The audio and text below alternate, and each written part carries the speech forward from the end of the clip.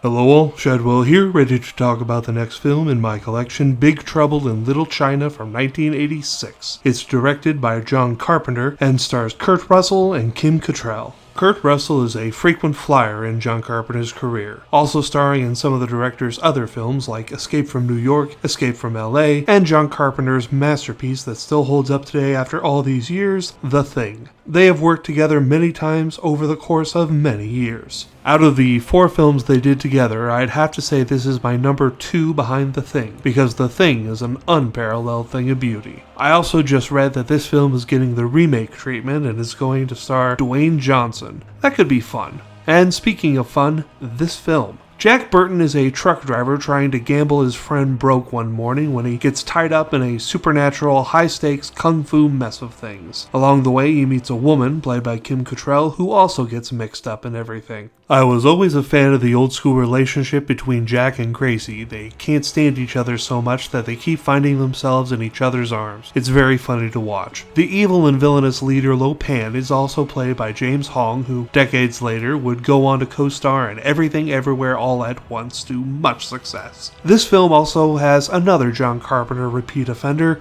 Victor Wong, rest in peace, who did this film and another John Carpenter film, Prince of Darkness. There are also some great creature effects too. The thing I love about this film is that Jack Burton is not the hero. In similar action movies like Indiana Jones and the Temple of Doom, for example, the white lead is the hero while they always have a minority sidekick. However, in this film it is the white guy who is more or less the sidekick, as the minority character is the one that kicks all of the ass. And in that department, Wang Chi kicks ass in abundance. I always loved that Lo Pan couldn't decide which green-eyed woman to marry, so he decides he'll just marry both of them. No need for decision fatigue there. This film may have been a box office failure when it first came out, but it was one of those films I watched over and over again as a kid because it was either always on or a copy of it was easy to procure at seemingly any given time. This film is tons of fun, and so I'm going to give Big Trouble in Little China a B+.